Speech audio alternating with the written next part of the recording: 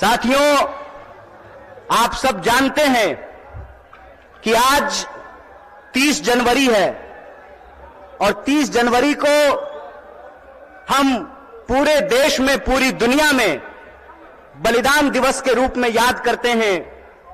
हमारे राष्ट्रपिता, हमारे बापू महात्मा गांधी को याद करते हैं और यह संकल्प लेते हैं कि मरते दम तक उनके आदर्शों पर चलेंगे। और उनका आदर्श था सत्य और अहिंसा, न्याय और एकता। और उनकी जो एकता की बात थी, उस एकता की बात के चलते ही जिनके आखिरी क्षण में भी मुंह से हे राम निकला था, उनको एक आतंकवादी कायर नाथूराम ने हत्या करने का काम किया था। यह आज हम सब लोगों को समझना पड़ेगा कि आज हमारे देश में जिस तरीके से नफरत का माहौल पैदा किया गया है, जिस तरीके से इंसान को इंसान से लड़ाया जा रहा है, यही साजिश किसी जमाने में अंग्रेज किया करते थे। अंग्रेज भारत के लोगों को आपस में लड़ाते थे, हिंदू मुसलमान करवाते थे, मंदिर मस्जिद करवाते थे और फूट डाल करके हमारे ऊपर 200 साल तक राज किया था।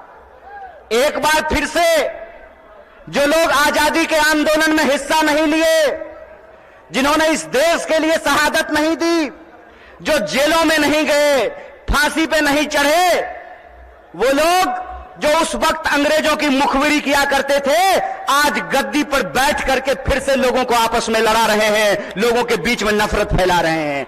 बोलिए, ऐसा है कि नहीं है? नफरत फैल रहा है ना? कौन फैला रहा है? नहीं नहीं नहीं, मोदी अकेले उसमें शामिल नहीं है, उसके साथ वो सब लोग शामिल हैं जो आज समाज को बांटने का काम करते हैं, समाज को आपस में लड़ाने का काम करते हैं। वो सब लोग इसमें शामिल हैं। तो आप सब लोगों से मैं ये आग्रह करना चाहता हूं, आप सब जानते हैं कि कांग्रेस पार्टी ने, भारतीय राष्ट्रीय कांग्रेस ने अंग्रेजों से लड़ करके इस देश को आजादी दिलाई। आजादी दिलाई कि नहीं दिलाई?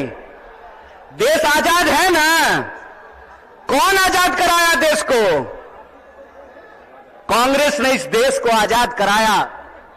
और आज एक बार फिर से जब देश में नफरत फैल रही है, उस नफरत के खिलाफ हमारे नेता श्री राहुल गांधी ने कन्याकुमारी से लेकर के कश्मीर तक पैदल चले वो, और उन्होंने कहा कि डरने की जरूरत नहीं है, डरो मत।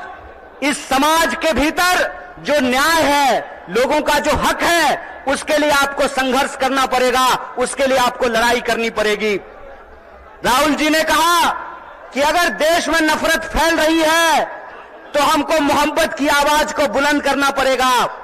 और कन्याकुमारी से लेकर के कश्मीर तक उन्होंने भारत जोड़ो यात्रा की, भारत जोड़ो पद यात्रा की। जब भारत जोड़ो पद यात्रा हो गई, तब यह प्रश्न हमारे सामने था कि कौन सी ऐसी चीजें हैं जिससे यह देश ताकतवर बनेगा, इस देश को शक्ति मिलेगी। और यह जो आजकल रोजगार विहीन समझते हैं ना? रोजगार विहीन का मतलब यह है कि गृह मंत्री का बेटा बीसीसीआई का सेक्रेटरी बन जाएगा और आपके बाल बच्चा को कुछ नहीं मिलेगा। समझते हैं ना रोजगार विहीन विकास का मतलब?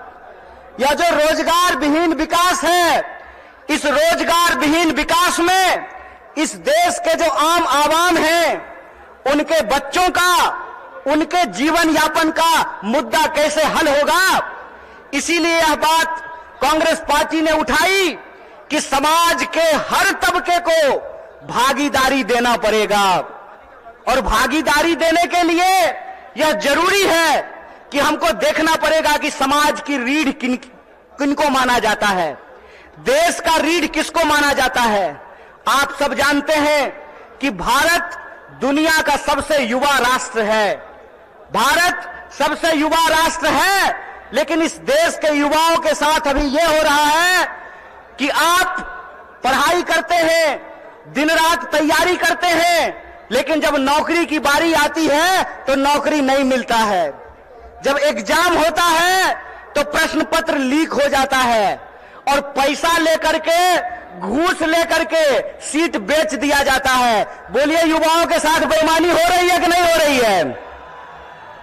चूंकि हमारे माँ बाप किसान हैं, चूंकि हमारे माँ बाप शिक्षक हैं, हमारे माँ बाप साधारण परिवार के लोग हैं, साधारण इनकम के लोग हैं, तो हमारे भविष्य के बारे में कोई नहीं सोचता है। बताइए, नेता का बेटा नेता बनेगा, मंत्री का बेटा मंत्री बनेगा, डीएम साहब का बेटा डीएम बनेगा, डॉक्टर साहब का बेटा डॉक्टर बनेगा, लेकिन किसान का बच्चा किसान नहीं बनना चाहता है। बोलिए, किसान का बच्चा किसान बनना चाहता है? क्यों नहीं बनना चाहता है?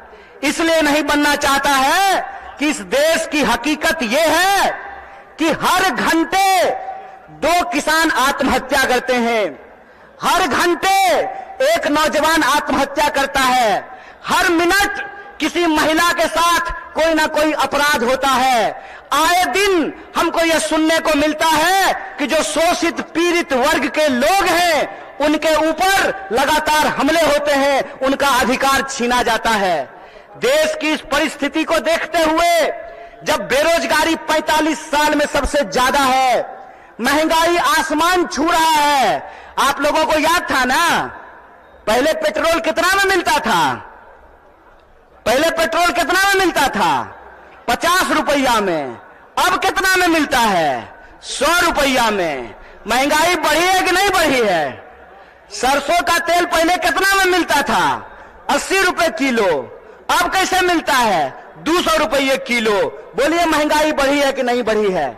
जिस तरह से महंगाई बढ़ रही है, किसानों की आत्महत्या हो रही है, जवानों की आत्महत्या हो रही है, महिलाओं के ऊपर अत्याचार हो रहा है, बेकारी 45 साल में सबसे ज्यादा है, तब इस देश के नौजवानों को, बिहार के नौजवानों को यह सोचना पड़ेगा कि उनका भविष्य क्या है। आप सोचिए कि अगर इस देश के नेता चाहते हैं कि उनके बाल बच्चों का भविष्य बना रहे, तो इस देश के किसानों को, इस देश के गरीबों को भी यह सोचना पड़ेगा कि उनके बाल बच्चों का भविष्य कैसे बना रहेगा। इसीलिए इस देश की परिस्थिति को देखते हुए हमारी पार्टी भारतीय राष्ट्रीय कांग्रेस ने और हमारे नेता राहुल गांधी ने यह तय किया है कि हम भारत जोड़ो न्याय यात्रा की शुरुआत करेंगे। और यह जो भारत जोड़ो न्याय यात्रा है, ये मणिपुर से चल करके बिहार की महान भूमि पे पहुंची है। बोलिए, बिहार महान है कि नहीं है? लेकिन आजकल बिहार को बदनाम भी कर दिया गया है। बदनाम नहीं कर दिया गया है? आज हमको मीडिया के एक साथी पूछ रहे थे कि नीतीश जी आपको छोड़ करके चले गए, इस पर आप क्या कहना चाहते हैं? हम बोले, सुनिए, कौन आया कौन गया ये महत्वपूर्ण नहीं है। महत्वपूर्ण ये है कि बिहार के जो 14 करोड़ लोग हैं, उनका जो हक और अधिकार है, रोजी रोटी कपड़ा मकान का सवाल है, अपने खून के आखिरी कतरे तक उसके लिए संघर्ष करेंगे। ये हमारा कमिटमेंट है, ये हमारा संकल्प है। किसी के आने जाने की बात नहीं है, बात है लोगों के हक और अधिकार की, बात है लोगों के लिए न्याय की। और हमारा यह मानना है, हमारी पार्टी की यह मानना है कि अगर हम इस देश को शक्ति देना चाहते हैं, अगर हम बिहार को शक्ति देना चाहते हैं, तो हमको 5 प्रकार के न्याय की स्थापना करनी पड़ेगी। कितने प्रकार की न्याय की स्थापना करनी पड़ेगी? हाथ उठा करके बताइए। अरे डरिए नहीं, आप नेता थोड़े हैं कि ईडी से घबरा जाइएगा। आप तो आम जनता है, आपको क्या फर्क पड़ता है? 5 प्रकार के न्याय की जरूरत पड़ेगी। कितने प्रकार की? और वो 5 प्रकार का न्याय ये है कि हम चाहते हैं कि इस देश में नारी को न्याय मिले, भागीदारी का न्याय मिले, युवाओं को न्याय मिले, किसानों को न्याय मिले और मजदूरों को न्याय मिले। बोलिए, आपको ये 5 न्याय चाहिए कि नहीं चाहिए? सब लोगों को चाहिए। अगर सब लोग यह 5 प्रकार का न्याय चाहते हैं, तो हम आपसे एक अपील करना चाहते हैं। एक बात जान लीजिए, इस देश में कुछ भी इस देश के आम लोगों को कुछ भी बिना संघर्ष के नहीं मिला है। हमारी आजादी के लिए भी लोगों को अपनी जान गंवानी पड़ी। बिहार के लोग जानते हैं कि अपने हक और अधिकार के लिए संघर्ष करना पड़ता है। और एक बात आप लोगों ने सुना होगा, बिन हवा न पत्ता हिलता है, बिन लड़े न कुछ भी मिलता है। इसीलिए अपने हक और अधिकार के लिए हमको लड़ना पड़ेगा और हमारे देश के आम आवाम को, बिहार के आम लोगों को यह सोचना पड़ेगा कि हमारा भविष्य क्या है। हम समझते हैं कि जिस तरीके से मौजूदा सरकार हमारे देश के नौजवानों के साथ, बिहार के नौजवानों के साथ खिलवाड़ कर रही है, उसके खिलाफ हमको संघर्ष करना पड़ेगा। आप सब सोच करके बताइए, अग्निवीर लाई सरकार और अग्निवीर में सरकार ने कहा कि 4 साल के लिए नौकरी देंगे। क्या सिपाही जी, 4 साल के लिए आपको नौकरी मिलेगा, लीजिएगा 4 साल का नौकरी। और यहां मंच पे बहुत सारे एमएलए साहब बैठे हुए हैं, बहुत सारे एमपी साहब बैठे हुए हैं। प्रधानमंत्री बनेगा 5 साल के लिए और सेना का जवान बनेगा 4 साल के लिए। बोलिए बेईमानी है कि नहीं है? ये अगर बेईमानी है तो बेईमान को बेईमान कहना चाहिए कि नहीं कहना चाहिए? चोर को चोर कहना चाहिए कि नहीं कहना चाहिए? ये चोर और बेईमान मिलकर के इस देश के साथ लुटखोरी कर रहे हैं। इसीलिए हम आप तमाम नौजवानों से यह अपील करना चाहते हैं कि एक तो हमको नौकरी नहीं देते हैं, दूसरा हमको शिक्षा नहीं देते हैं, तीसरा किसानों को उनके फसल का दाम नहीं देते हैं, चौथा मजदूरों को न्यूनतम मजदूरी नहीं देते हैं, और पांचवा इस देश की जो आधी आबादी है उसको समान जीने का अधिकार नहीं देते हैं। मैं पूछना चाहता हूं, डॉक्टर बाबा साहब भीमराव अंबेडकर ने संविधान बनाया, कांग्रेस पार्टी ने संविधान बनाया, और उस संविधान की ताकत यह है कि डीजीपी का वोट एक होता है ना? क्या बोलिए न सिपाही जी, घबराइए नहीं, डरिए नहीं। डीजीपी का वोट एक होता है ना, और आपका भी वोट एक होता है, मुख्यमंत्री का भी वोट एक होता है, और रिक्शा चलाने वाले का भी वोट एक होता है, जूता सिलने वाले का भी वोट एक होता है। यह जो वोट का अधिकार है, इस वोट के अधिकार का हमको इस्तेमाल करना पड़ेगा। अगर वो हमारे वोट का इस्तेमाल कर रहे हैं अपने बच्चों का भविष्य बनाने के लिए, तो आपको अपने वोट का अधिकार का इस्तेमाल करना पड़ेगा अपने बच्चों का भविष्य बनाने के लिए। और आपको इस सवाल का जवाब इस देश की हुक्मरान से पूछना पड़ेगा कि आप एमपी बनिएगा 5 साल के लिए, आप मिनिस्टर बनिएगा 5 साल के लिए, आप प्रधानमंत्री बनिएगा 5 साल के लिए, और हमको सेना में देखिएगा 4 साल का नौकरी। यह नौकरी हमको बर्दाश्त नहीं है। हमको आपको परमानेंट नौकरी देना पड़ेगा, ठेके की नौकरी बंद करनी पड़ेगी। और जिसको परमानेंट नौकरी मिला हुआ है, जिसको परमानेंट नौकरी मिला हुआ है, अगर नेताओं को पेंशन मिल सकता है तो आपको शिक्षकों को भी पेंशन देना पड़ेगा, आपको सरकारी नौकरियों में भी काम करने वाले लोगों को पेंशन देना पड़ेगा।